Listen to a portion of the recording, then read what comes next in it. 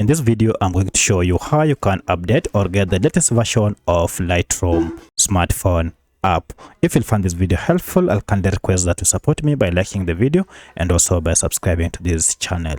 So if you'd like to get the latest version of Lightroom app, it is pretty much simple.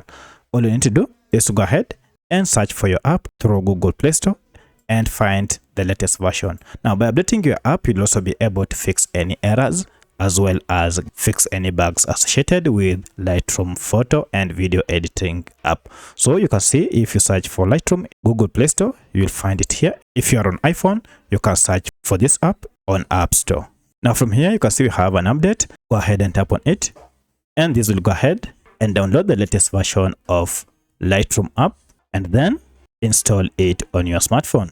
Now once the installation is done, you'll have the latest version that you can go ahead and click on it to start using the latest version of Lightroom app that comes with the latest features. So that's how you can update Lightroom app to the latest version. If you have any other question, kindly let me know in the comment section. Otherwise, thanks for watching and let's meet in the next video.